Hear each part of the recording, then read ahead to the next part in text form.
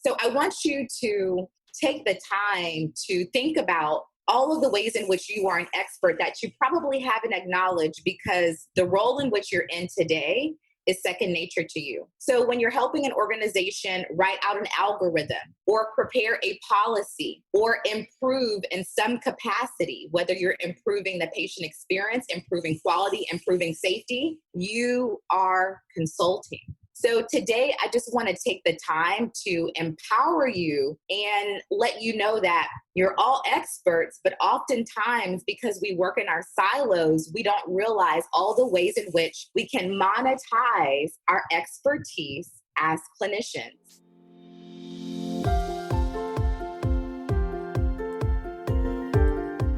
Hi, my friend. Welcome back to the Powerful and Passionate Healthcare Professionals podcast. I'm your host, Sabrina.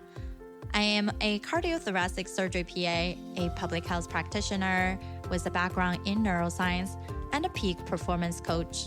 I'm here to empower you, an ambitious healthcare professional with a demanding career, just like me, to become a confident leader who are living fulfilled and purposeful so you can be both a powerhouse in your career and a passionate person in life, without feeling overwhelmed, underappreciated, or undervalued. As a bonus, we're hosting an online summit just for you, live, starting on July 27th to August 1st, with 18 experts in our field to give you a recharge in life. All the proceeds will be donated to the Brave of Heart Fund, which supports healthcare professionals and their family who has passed away due to COVID-19. But it is free to join, so hop over to sabrinarumback.com/summit to find out more. You can also see the link in our show note. In the meantime, let's continue our journey for your powerful and passionate life with today's episode.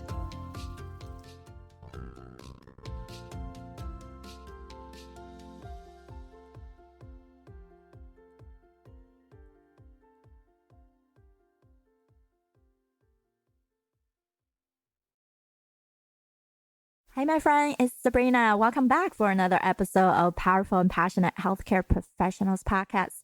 Today, we are having Elle Pierson here with us. She is a nurse, an author, and mentor to aspiring healthcare consultants. She's the principal consultant of the Reputation Advisors, a crisis communications and reputation consulting firm that helps healthcare organizations protect their organizational brand from reputation disasters.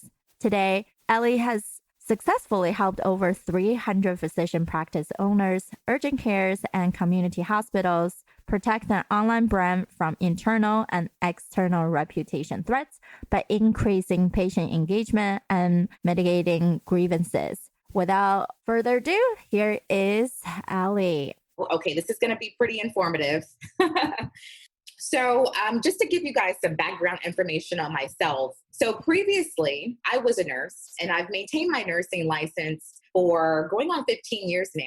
However, about 5 years ago, I was in a leadership role in which I was providing a lot of recommendations, providing a lot of guidance, in which I'm sure many of you also provide to your organizations. And essentially, I was consulting. And so you understand what a healthcare consultant is. A healthcare consultant is an expert. You are an expert advisor. You are the expert in whatever specialty that you specialize in, but your client that you help has a problem and you solve that. So I believe all of us are clinicians. However, it's not a surprise to me that many of you are not familiar with healthcare consulting in the B2B space, meaning that you as a clinician can partner with organizations to help them solve their problem. So also out of curiosity, I'm curious to know, have any of you served a role as an administrator, as a leader of your organization?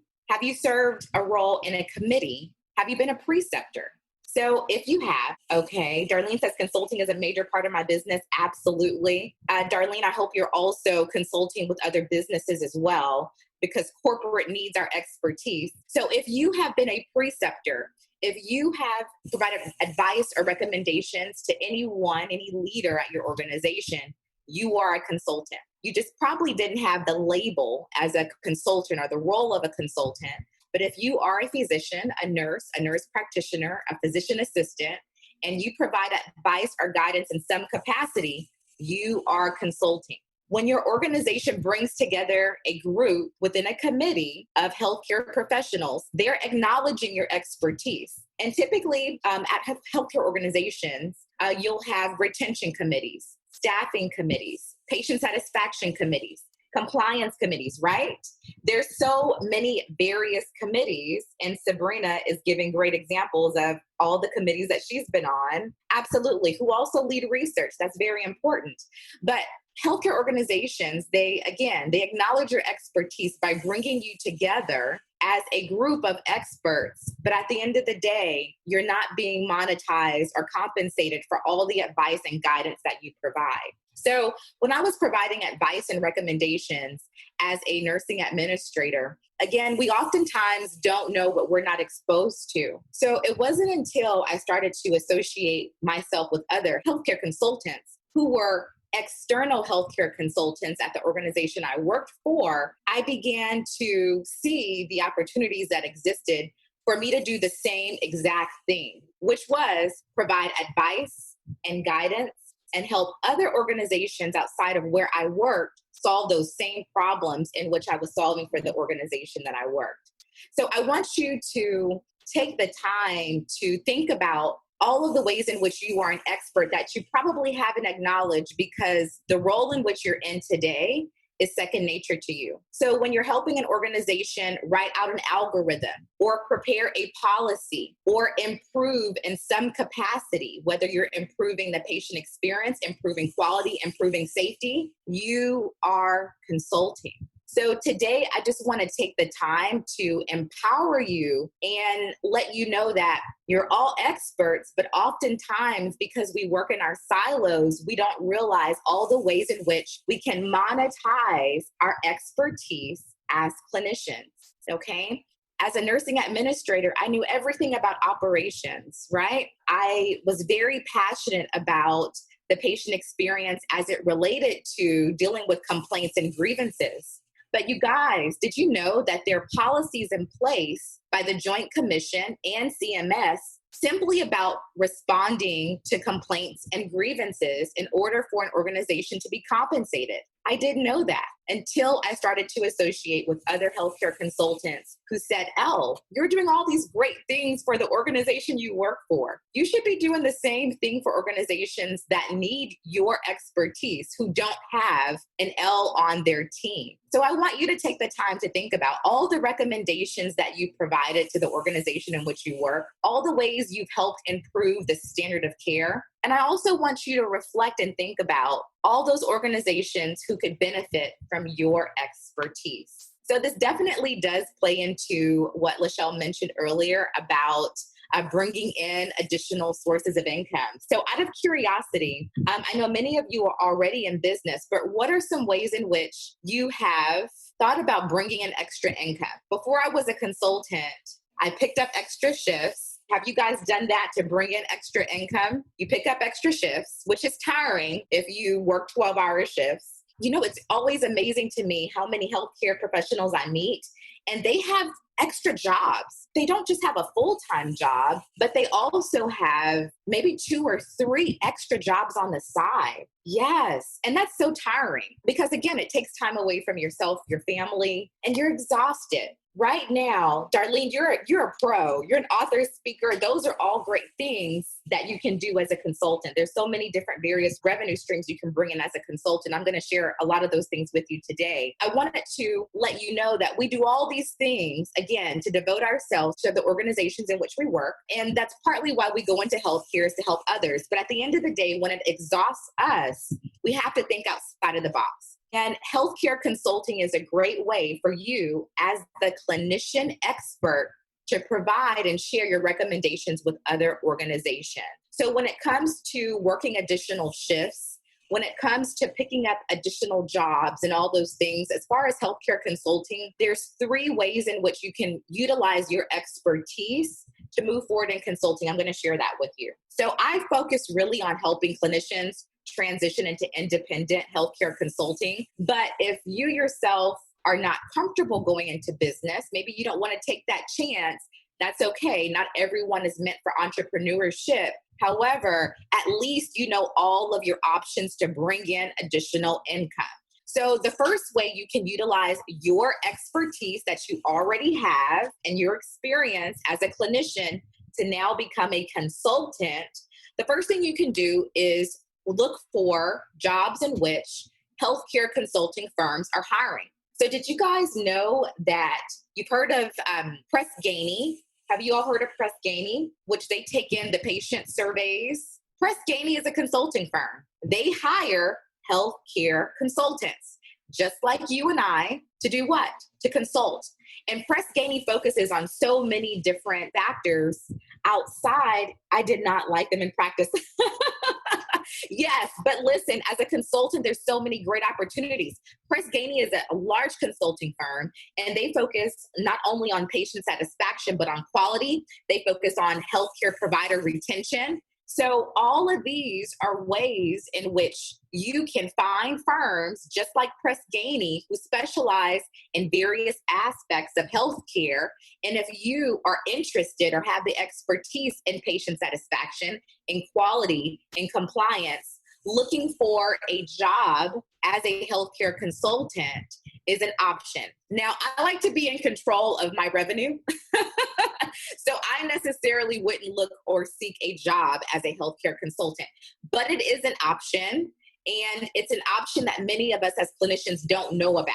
So that's one reason why I'm here today, is to provide you with awareness. So that's one way in which you can move forward in a role as a healthcare consultant. Now, the second way in which you can move forward in a role as a healthcare consultant is by providing your consulting solutions as a subcontractor. So if I specialize in crisis management and crisis communications, and I'm located in Houston, Texas, and I say, okay, I want to partner with Sabrina because I know she's on the East Coast, and I have an organization who needs my services, but yet I can't travel there. I need to bring on Sabrina as a subcontracted consultant to my firm. She's going to know all of my policies, procedures. She knows exactly what I do. She also has the same alignment of expertise. So I know that she can go to this organization on my behalf and get those results and provide recommendations for that organization. I'm going to bring Sabrina on as a subcontractor. So subcontracting is another option in which you can search for those consulting firms that are already in existence and say, I'm Sabrina, I'm an expert in these particular areas. I would love to work with your organization on some projects. So that's one way I've been able to be here in Houston, Texas, but also be able to service clientele all over the US because I have subcontracted consultants who are also clinicians that are able to go out on my behalf and provide advice, recommendations, host trainings, provide speaking engagements on my behalf at various organizations, okay? It's almost like a safety net. You know, you don't want to be a full-time employee of a healthcare consulting firm, but yet you want the leverage to be able to take on projects and to work with various organizations to kind of learn the ropes of a healthcare consultant. So that's the second way in which you can move forward in a role as a healthcare consultant and monetize your expertise. So again, just to backtrack a little bit, the first way in which you can move forward in consulting is you can look for a job at a consulting firm. There are many around. Press Ganey is one. Even the Joint Commission will hire you as a healthcare consultant, okay? So if you prepared an organization for Joint Commission, then that's an opportunity for you as well. The second way, again, and which we just discussed, is subcontracting for consulting firms. So if you have crisis communication, you know how to deal with complaints and grievances, I'm always looking for subcontractors, so you can always reach out to me. And the last thing, and the last way in which you can move forward in your role, your new role as a healthcare consultant, is to start your own consulting firm. Now, it sounds a little scary going into business, but when you think about starting a business, there's really no other business model that you can move forward in where you have such low cost to get started. Okay. So you don't have to take out a loan to get started. You don't need an office space. I work here in my home office. I typically will meet with my clients via Zoom. And so I was doing Zoom before people started to utilize Zoom to host conferences and to host meetings. But all of this takes place in which I didn't have to quit my full-time job. I quit my full-time job when my income exceeded or when I didn't have the bandwidth to provide the organization I worked for. So when my clientele grew and I said, you know what, I can no longer do this. I want to work full-time in my business. But for those of you who are interested in starting a healthcare consulting firm, you can do so on the side. So there's so many great benefits to moving forward. And again, it doesn't cost you a lot to get started. You're sharing your expertise. You're sharing your clinical insight with organizations who need to get the results based on all of your experience, all of your, again, the knowledge that you possess as a clinician. So I hope that was informative. I know we're running kind of short on time here, but again, it just provides, consulting provides you with an additional option that we as clinicians typically don't know about, or we don't know how to really monetize fully. So how do you monetize your experience and your expertise? Well, first you need to leverage wherever you work and realize that healthcare is a business.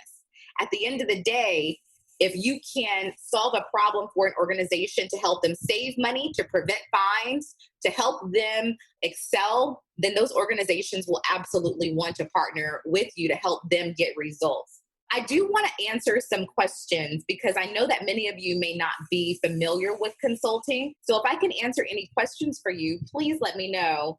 And also, if you're interested in learning more about consulting and you want to jump on a free 15-minute brainstorming session to see how you can take your experience and tie that experience into a healthcare consulting firm to help organizations, corporate, they don't have to be specifically in healthcare, then I'll post the link below so we can schedule some time to chat.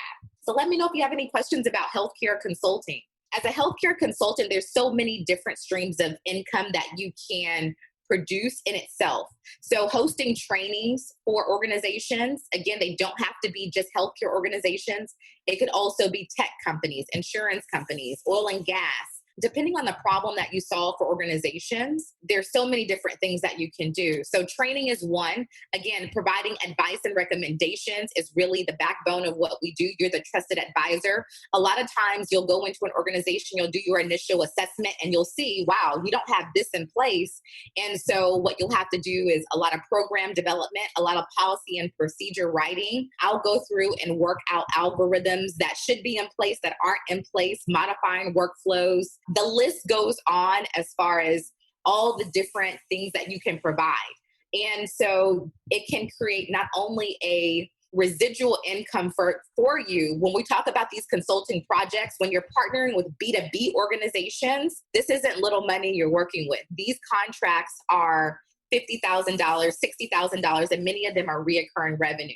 This is, again, a lot of clinicians don't know that this is an option, but we don't know it's an option because we don't know any healthcare consultants. We don't have time to build relationships with healthcare consultants outside of where we work. And I just want to give you this quick reminder also. We are going to be rebuilding healthcare for a very long time post-COVID. So if this is something that you're interested in, even if it's part-time, I would highly suggest you move forward in consulting, even if you just want to take on some pro bono projects just to see how it works, simply because most organizations in healthcare have been very reactive for a long time. With COVID, now organizations are learning that we need to prepare and become proactive and prepare for events that can take place. So I want you to really think about, what is my expertise? What do I feel confident in sharing clinical guidance? What areas have I worked in the past that I really feel comfortable and knowledgeable about that I want to share my information or information that can help organizations? And think about that. Once you know that specialty that you have that expertise in, then you need to think about all the problems that exist within that specialty that you yourself can help solve. If you don't downplay being on committees in your previous role, typically the best consultants are solving the same problems and doing the same thing that they were doing at the job that they previously were in. So if you were writing policies before, you can write policies for another organization. If you were modifying workflows before, you can modify workflows for organizations who need you. The potential is limitless. Okay, so does anyone have questions? Okay, do you have to worry about intellectual property from the institution that you got your experience from? Basically, can they keep you from sharing your experience? Well, not necessarily. So as it comes to your intellectual property, let's say, for example, if you're a new consultant and you know that you've worked on these great projects that have gotten great results, you can still share that information as case studies. However, I would say do not put that organizational name onto your case studies that you're sharing with other organizations. So let's say, for example, I had a really great program that I implemented in regards to patient experience and checking on patients and their families after the third stay of admission, and how that impacted patient satisfaction scoring by having a leader do leadership rounding. Well, I turned that into a case study that I'm able to use, but I didn't put that organizational name. But I did put the demographics of the organization. So you really have to be mindful of, okay, when you're working somewhere, you don't want there to be a conflict of interest. So did you sign any paperwork that says that you can't go into business for yourself? That's something you need to think about, and something you really need to decide, okay, well, maybe this is my leap. I need to move forward and be able to work for myself. Because again, any organization you work for, they're going to have restraints on you as far as what you can do in your business. So you have to think about, okay, did I sign any paperwork that says I can't go into business? Are you sharing information about the organization in which you shouldn't be doing? Share demographics, but don't share organizational names. So there's things that you should do in order to keep that information, to keep yourself safe as an employee, and to not put yourself in any legal risk. Hopefully that was helpful and answered your question. Could you talk about how to approach companies that may not know they need your services? Well, Darlene, I do a lot of LinkedIn strategic connections. So for example, I have a list of organizations that I already know have the problem I solve. So if they have horrible patient satisfaction ratings and all that is directly tied to complaints and grievances at that organization, I know those organizations ahead of time. I can find those leaders on LinkedIn. I can strategically connect with them and start those conversations. So I never use the approach of convincing someone that they need me. I'll connect with them strategically, build a rapport. And after I built that rapport with them, Darlene, that's when I can provide them with a best practice guide, invite them to a discovery call, or invite them to a strategy session and say, hey, I'm Elle, I'm the expert in this particular area. I noticed that your organization has, this particular problem. Let's jump on a strategy call. I wouldn't mind sharing some things with you. But again, I utilize LinkedIn for all of my B2B, for my B2B business, as far as converting them into leads to paid clients. So it's never about convincing. It's about identifying who you want to connect with strategically that has the problem that you can help them with. And what I'll do before we leave is, if anyone wants to chat on a brainstorming call, I would be happy to just drop my link in here and provide you with that information. Or if you want to talk about subcontracting as well, I'm always happy to invite other healthcare consultants on my team as well. My team is growing, and it's great to not only be able to go into an organization and help from a capacity of, I'm the provider, I'm here to do this, but it's great to partner with organizations to be able to impact so many patients, so many more patients, if that makes sense. Thank you, ladies, again. I appreciate you. Hey, my friend, how are you? How did you like this episode? Did you love it? If you do, please subscribe to our show so you can continue to build your mental intelligence. And I do have a big ask. This ask is really not for me, but for everybody else out there. We want to hear your thoughts and your stories, because those words and thoughts deserve to be shared. When you share your stories, then you inspire others to take action. You empower them to live into a purposeful and fulfilled life as well. And together, we can be both powerful and passionate, where we can overcome any mental roadblocks keeping you from success. We can be both powerful and passionate, where we're no longer distracted by mundane busy work and focus only on the things that truly matter. we can be both powerful and passionate, where you feel energized from the moment you woke up to the time you go to bed. Join me, and together we can create a life where you can be both powerful and passionate.